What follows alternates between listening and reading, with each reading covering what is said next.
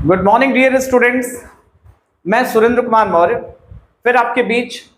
अब मैं complex sentence अगला पार्ट में एडवर्ब क्लास का यूज करके बताने जा रहा हूं। एडवर्ब क्लास में क्या क्या चीजें आती हैं मैंने यहाँ पे लिख दिया। टाइम, टाइम बताने वाले conjunction, place, reason, condition, comparison और कंट्रास्ट मींस विरोध, रिजल्ट परिणाम, पर्पस उद्देश्य और मैनर मतलब तरीका या ढंग। तो इसमें मैंने अभी आपको बताया कि इन चीजों का यूज होगा, इनसे संबंधित जो कंजंक्शंस होंगे वो इसमें यूज किए जाएंगे।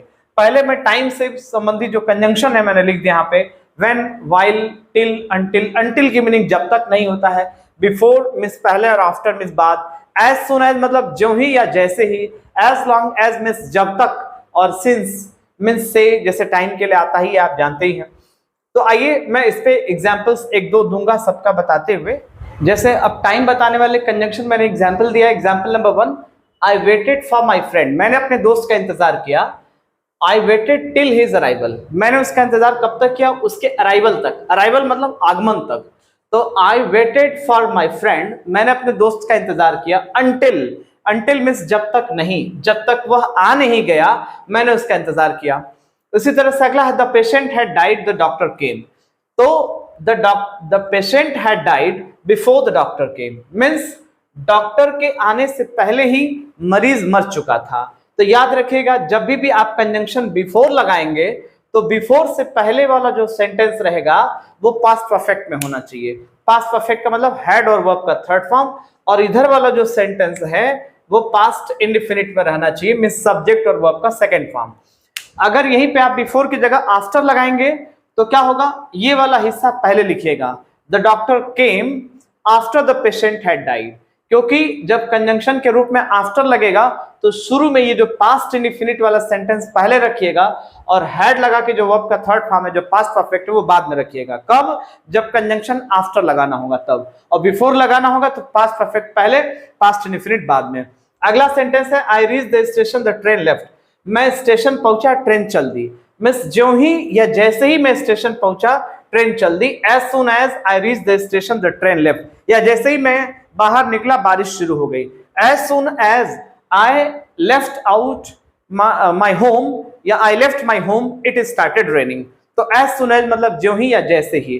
तो ये याद रखना है कि इसमें ये सारे कंजंक्शन टाइम वाले। लेकिन अभी एडजेक्टिव क्लास और इसमें फर्क क्या है कि उसमें जो है व्हेन से पहले टाइम दिया रहता था, लेकिन यहाँ पर व्हेन से पहले या टाइम नहीं लिखा रहेगा। जैसे यहाँ पर आप ये भी लगा सकते हैं, when I reach the station, जब मैं स्टेशन पहुंचा तो ट्रेन चल दी, द ट्रेन लेफ्ट। तो अब मैं टाइम के बाद फिर प्लेस और भी आगे चीजें बता रहा हूँ। अब इसमें मैं आपको प्लेस बताने वाले कंजंक्शन को बताऊंगा, जिसमें मैंने बताया कि वेयर मींस जहां, या वेयर एवर मींस जहां कहीं भी। तो अब इस पे प्लेस बताने वाले कंजंक्शन का यूज करके एक एग्जाम्पल मैंने लिखा। Pandit Nehru visited many places. Pandit Nehru कई जगहों पे, बहुत सारी जगहों पे घूमने गए, विजिट किए। ही वॉज वेलकम्ड एवरीवेयर, उनका हर जगह स्वागत किया गया। एवरीवेयर मींस हर जगह उनका स्वागत हुआ। तो Pandit Nehru was welcomed wherever he visited means Pandit Nehru का स्वागत किया गया, जहां कहीं भी वो विजिट किए उनका स्वागत किया गया। तो देखिए यहां पर याद रखना है, आपके मन में एक क्वेश्चन उठ सकता है कि वेयर का यूज एडजेक्टिव क्लास में भी हुआ था और एडवर्ब क्लास में भी यूज हो रहा है, तो what's the difference between adjective class and adverb class? तो यहां पर मैं बताऊंगा आपको कि वेयर या वेयर एवर से पहले देख रहे हैं यहां पर प्लेस नहीं दिया है। अगर प्लेस दिया रहता, प्लेस तब वेयर लिखा जाता तो एडजेक्टिव क्लास माना जाता है, लेकिन यहां पर इसके पहले प्लेस दिया नहीं है, लेकिन फिर भी हम वेयर या वेयर एवर का यूज कर रहे हैं, तो ये आपका एडवर्ब क्लास, जिसको एडवर्ब क्लास बोलेंगे। मिस पंडित नेहरू का स्वागत किया गया, जहां कहीं भी वो गए या विजिट किए उनका स्वागत किया गया। तीसरा कैटेगरी है रीजन, कारण बताने वाले कंजंक्शन, जिसमें बिकॉज आता है। मेनली इसमें बिकॉज का यूज होता है। सिंस और एज, एज मतलब क्योंकि और सिंस मतलब चूंकि होता है। जैसे सेंटेंस मैंने लिखा कि ही इज वीक, वह कमजोर है। आई शैल टीच हिम, मैं उसे पढ़ाऊंगा। तो आई शैल टीच हिम, मैं उसे पढ़ाऊंगा। क्यों पढ़ाऊंगा? क्योंकि वह कमजोर है, बिकॉज ही इज वीक। तो यहाँ पे बिकॉज या सिंस या एज भी लगा सकते हैं। सिंस ही इज वीक, चूंकि वह कमजोर है इसलिए मैं उसको पढ़ाऊंगा। तो इसमें जो है बिकॉज का जो कंजंक्शन लगता है ये भी कॉम्प्लेक्स का ही कंजंक्शन है। ये सारे कंजंक्शन कॉम्प्लेक्स के हैं, और इसमें जो है क्या बता रहा है? रीजन बता रहा है। अब मैं आपको और भी कैटेगरी के बारे में बताऊंगा। अब मैं आपको चौथे कंडीशन में, मैं चौथे कैटेगरी में बता रहा हूं, कंडीशन बताने वाले, शर्त बताने वाले कंजंक्शन। इसमें जो कंजंक्शन यूज किए जाएंगे, इफ, अनलेस और इन केस। इफ की मीनिंग यदि और इन केस की भी मीनिंग यदि निकलता है। अनलेस भी यूज कर सकते हैं। अनलेस की जो मीनिंग होती है इफ नॉट होती है, मिस यदि नहीं, तो इसकी दो मीनिंग निकलती है। अनलेस की मीनिंग यदि नहीं भी हो सकता है, जब तक नहीं भी हो सकता है। तो आइए, जैसे एग्जाम्पल मैंने दिया, पहले एग्जाम्पल मैंने लिखा कि do not eat too much, बहुत ज्यादा मत खाओ। यू मे फॉल इल, तुम बीमार पड़ सकते हो। तो कॉम्प्लेक्स में मैंने लिखा कि if you eat too much, means ये शर्त वाली बात है, यदि तुम ज्यादा खाओगे तो तुम बीमार पड़ सकते हो। तो जब भी याद रखिएगा कि जब भी सेंटेंस डू नॉट वाला रहेगा तो डोंट को हटा दीजिएगा और कंजंक्शन इफ लगाइएगा। और ये इंपेरेटिव सेंटेंस है, इसमें यू छिपा हुआ है, इफ के बाद आपको यू ले आना होगा सामने। तो if you eat too much, जब भी डोंट रहेगा तो डोंट हटा दीजिएगा, इफ लगा दीजिएगा। मीन्स यदि तुम ज्यादा खाओगे तो तुम बीमार पड़ सकते हो। तो ये क्या है, शर्त है, कंडीशन बता रहा है कि तुम बीमार पड़ सकते हो। कब? यदि तुम ज्यादा खाओगे तब। इसी तरह दूसरा सेंटेंस है जिसमें ऊपर वाले में डोंट आया था, इसमें डोंट नहीं आया है। इसमें कहा जा रहा है कि वर्क हार्ड, परिश्रम करो, तुम फेल हो जाओगे। तो यहां पर सेंटेंस क्या कह रहा है कि if you don't work hard. If में, इसमें इफ भी लग रहा है और नॉट भी लग रहा है। इफ भी लग रहा है और नॉट भी लग रहा है, तो उसकी जगह हम अनलेस का भी यूज कर सकते हैं। सेंटेंस में इसका मीनिंग क्या निकलेगा, यदि तुम परिश्रम नहीं करोगे तो तुम फेल हो जाओगे। If you don't work hard you will fail, तुम फेल हो जाओगे। अब इफ और डोंट को हटा के आप अनलेस भी लगा सकते हैं, क्योंकि इफ अनलेस का जो मीनिंग है यदि नहीं निकलता है। तो आप ये भी लिख सकते हैं कि unless you work hard you will fail, means यदि तुम परिश्रम नहीं करोगे तो तुम फेल हो जाओगे, या जब तक तुम परिश्रम नहीं करोगे तुम फेल हो जाओगे। तो याद रखिएगा, अनलेस के बाद जो सेंटेंस आएगा, अनलेस और अनटिल के बाद जो सेंटेंस आएगा उसमें नॉट मत लगाइएगा, क्योंकि अनलेस का मतलब भी उसमें नॉट छिपा रहता है और अनटिल मतलब भी उसमें भी जब तक नहीं होता है उसमें भी नॉट छिपा रहता है। बस अनटिल टाइम के लिए आता है और अनलेस जो है कंडीशन बताता है, शर्त बताता है। जैसे अभी आ गया कि जब तक तुम मुझे 10 रुपए नहीं दोगे मैं ये तुम्हें पेन नहीं दूंगा। तो unless you give me 10 rupees I will not give you this pen. तो यहाँ पे शर्त है इसलिए अनलेस लगाया गया। और वही अनटिल कब लगाना है, टाइम बताने के लिए, जब तक मैं आ न जाऊं कृपया आप मेरा वेट कीजिएगा, मेरा इंतजार कीजिएगा। तो please wait for me here until I come back. Until मतलब जब तक मैं वापस आ न जाऊं, अंटिल आई कम बैक। तो अंटिल और अनलेस के बाद जो भी सेंटेंस आएंगे उसमें नॉट नहीं लगाना है, क्योंकि ऑलरेडी इसमें नॉट छिपा रहता है। तो ये कंडीशन बताने वाले कंजंक्शन है जिसमें इफ, अनलेस। याद रखिएगा ये सारे कॉम्प्लेक्स सेंटेंस बनाने वाले कंजंक्शन है, और इनसे जो क्लॉज बन रही है ये सब इधर की जो क्लॉज है वो एडवर्ब क्लॉज है जो कंजंक्शन से जुड़ी है। जैसे इफ वाले सेंटेंस ये एडवर्ब क्लॉज है, इफ वाली जो क्लॉज है या अनलेस वाली ये पूरा ये एडवर्ब क्लॉज है, और ये आपका प्रिंसिपल क्लॉज है। अब आगे देखते हैं।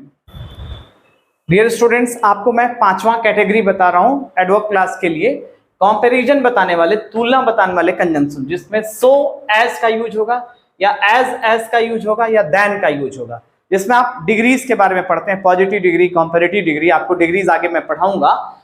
तो अब देखें, मैंने एग्जांपल लिखा है, Geeta is beautiful, Sita is not equally beautiful. Geeta सुंदर है, सीता उसके बराबर सुंदर नहीं है। इक्वली मतलब उसके समान, उसके बराबर सुंदर नहीं है। तो इसको जब हम कॉम्प्लेक्स में चेंज करेंगे तो Sita is not so beautiful as Geeta, mean Sita नहीं है उतनी सुंदर जितनी की गीता है। तो सो की मीनिंग उतनी और एज की मीनिंग जितनी, और बीच में एडजेक्टिव भरा जाएगा। सो और एज के बीच में एडजेक्टिव भरा जाएगा। एज और एज के बीच में जो आएगा शब्द वो एडजेक्टिव कहलाएगा। तो सीता उतनी सुंदर नहीं है जितनी की गीता है। उसी को हम दूसरे शब्दों में भी कह सकते हैं कि गीता जो है ज्यादा सुंदर है सीता से। तो Geeta is more beautiful than Sita, means Geeta ज्यादा सुंदर है सीता की अपेक्षा। तो यहाँ पे देन लग गया, और इसको जो है कंपैरेटिव डिग्री बोलते हैं। ये जिसमें देन लग जाएगा और ब्यूटीफुल का कंपैरेटिव क्या हो गया, मोर ब्यूटीफुल। तो ये कंपैरेटिव डिग्री जहां यूज होगा वहां पे देन का लगाना है, और जहां पॉजिटिव डिग्री यूज होगा वहां पे सो एज या एज लगाना है। एक और example number 2, he is tall, वह लंबा है, his brother is equally tall, उसका भाई उसके बराबर ही लंबा है। अर्थात दोनों उतने ही बराबर लंबे हैं। तो लिखा गया he is as tall as his brother, means वह उतना ही लंबा है जितना कि उसका भाई है। तो एज और एज दोनों तरफ लगाए हैं, बीच में एडजेक्टिव भरा गया। अब आगे देखते हैं अगला कैटेगरी।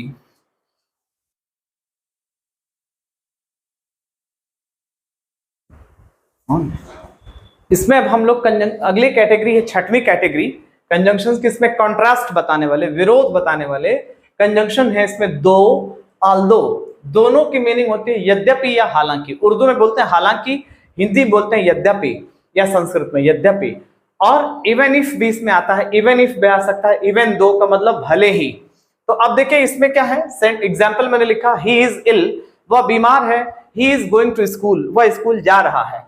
तो यहाँ पे ऑल्दो की जरूरत है, यद्यपि वह बीमार है फिर भी वह स्कूल जा रहा है। तो ऑल्दो मीन्स यद्यपि या हालांकि, या इवन इफ मतलब भले ही वो बीमार है फिर भी वह स्कूल जा रहा है। तो यहाँ विरोधाभास है, कॉन्ट्रास्ट है। वह स्कूल जबकि नहीं जाना चाहिए, जब बीमार है तो जनरली बच्चे नहीं जाते हैं स्कूल, लेकिन फिर भी वो जा रहा है। तो बीमार होने के बावजूद भी वह स्कूल जा रहा है। तो याद रखना है कि इसमें जो है अगर यही सिंपल बनाना रहता तो इन स्पाइट ऑफ लगता है, इन स्पाइट ऑफ और बीइंग में चेंज हो जाता है। बीमार होने के बावजूद भी वह स्कूल जा रहा है, तो in spite of being ill he is going to school. और यही अगर नॉट रहता, he is not going to school, तब बिकॉज लग जाता। वह बीमार है, वह स्कूल नहीं जा रहा है क्योंकि वह बीमार है, तो he is not going to school because he is इल।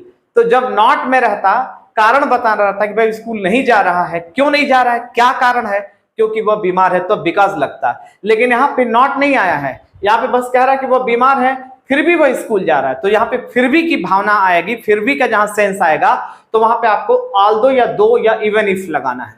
इसी तरह से अगला देखें, ही इज पुअर, वह गरीब है फिर भी वह सेटिस्फाइड है, संतुष्ट है, फिर भी वह संतुष्ट है। तो फिर भी की जहां जरूरत पड़ेगी आपको कॉम्प्लेक्स बताने से समय याद रखेगा, ऑल्दो या दो या इवन इफ की जरूरत है। ऑल्दो ही इज पुअर, यद्यपि वह पुअर है, यद्यपि वह गरीब है, हालांकि वह गरीब है फिर भी वह संतुष्ट है, सेटिस्फाइड है। और यही अगर सिंपल में बनाना रहेगा तो इन स्पाइट ऑफ लगा के, गरीब होने के बावजूद भी, इन spite of being poor he is satisfied, वह संतुष्ट है। अब अगली कैटेगरी हम लोग देखते हैं। इस कैटेगरी में मैं आपको सातवें कैटेगरी में रिजल्ट बताने वाले, कंजंक्शन रिजल्ट बताने वाले, सो और दैट का इसमें यूज होगा। यहाँ पे सो का मतलब इतना, दैट की मीनिंग की, और बीच में एडजेक्टिव भरा जाएगा। एग्जाम्पल देखें, example number 1, he is very weak, he can not walk, वह बहुत कमजोर है, वह चल नहीं सकता है। तो ही इज, वेरी को हटा के याद रखना है आपको, वेरी को हटा करके इसकी जगह सो लगाना है। तो he is so weak that, अब सो का मतलब इतना, बीमार है कि, यहाँ पे दैट की मीनिंग की, और बीच में सो और दैट के बीच में एडजेक्टिव आ रहा है। तो वह इतना बीमार है कि वह चल नहीं सकता है। अगला सेंटेंस है, शी इज वेरी पुअर, वह बहुत गरीब है। She can not afford her education, वह अपनी शिक्षा का खर्च नहीं वहन कर सकती है, नहीं उठा सकती है। तो शी इज, वेरी को हटा के आपने सो लिख दिया, she is so poor that she can not afford her education, means वह इतनी गरीब है कि वह अपनी एजुकेशन का, अपनी शिक्षा का खर्च नहीं वहन कर सकती है, नहीं उठा सकती है। तो ये आपको रिजल्ट बताने वाले, जिसमें कंजंक्शन मात्र है सो दैट, और सो दैट के बीच में याद रखिएगा एडजेक्टिव भरा जाएगा। सो का मतलब इतना, दैट की मीनिंग की। इसमें हम आठवें कैटेगरी में पर्पज बताने वाले, उद्देश्य बताने वाले कंजंक्शन बता रहे हैं। इसमें कंजंक्शन है सो दैट या in order that. So that की मीनिंग भी ताकि, या इन ऑर्डर दैट की मीनिंग भी ताकि निकल रहा है। याद रखिएगा, जिसमें जब कंजंक्शन सो दैट लगेगा तो उसके बाद आने वाला जो सेंटेंस होगा उसमें हेल्पिंग ऑफ हमेशा मे या माइट का यूज करना है।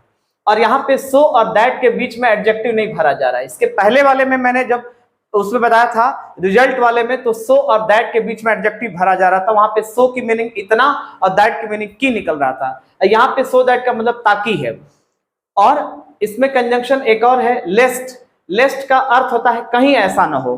तो जब लेस्ट आप लगाएंगे तो उसके बाद आने वाला जो सेंटेंस होगा उसमें आप हेल्पिंग ऑफ जो है शुड का यूज करेगा। इसमें हेल्पिंग ऑफ मे या माइट का यूज करेंगे सो दैट के बाद या इन ऑर्डर दैट के बाद। और लेस्ट, इन दोनों की मीनिंग ताकि निकलेगा। इन ऑर्डर दैट मतलब भी और सो दैट मतलब भी ताकि। और लेस्ट मतलब कहीं ऐसा ना हो, इसके बाद जो आएगा सेंटेंस उसमें हेल्पिंग ऑफ शुड का यूज करना है। अब देखें एग्जाम्पल लिखा गया कि ही वर्क्स हार्ड, वह परिश्रम करता है, मेहनत करता है। He wants to stand first in his class, वह अपनी क्लास में प्रथम आना चाहता है। तो ही वर्क्स हार्ड, वह परिश्रम करता है, वह मेहनत करता है, ताकि, सो दैट मीन्स ताकि, यहाँ पे कंजंक्शन लग रहा है, इन ऑर्डर दैट भी लगा सकते हैं, ताकि वह अपने क्लास में प्रथम आ सके। तो सो दैट ही में stand first in his class, तो यहाँ पे मे का यूज हुआ है कब, जब सो दैट से पहले वाला जो सेंटेंस आप जो देख रहे हैं ये प्रेजेंट में है। तो अगर ये प्रेजेंट टेंस में है तो इधर मे का यूज करिएगा। अगर यही पास्ट टेंस में रहता, वर्क्स की जगह वर्कड हो जाता, वर्क में ईडी जुड़ा रहता, उसने मेहनत किया ताकि वो अपने क्लास में फर्स्ट आ सके, तब वहां पे मे की जगह माइट लग जाएगा। तो माइट कब लगेगा यहाँ पे, जब सो दैट से पहले वाला सेंटेंस पास्ट टेंस में रहेगा, इधर माइट लगाइएगा। अगर ये प्रेजेंट टेंस में है तो सो दैट के बाद आने वाला सेंटेंस में आपको हेल्पिंग ऑफ मे का यूज करना है। हरी अप, जल्दी करो। You will be late, you will be late to reach the station, to reach the station।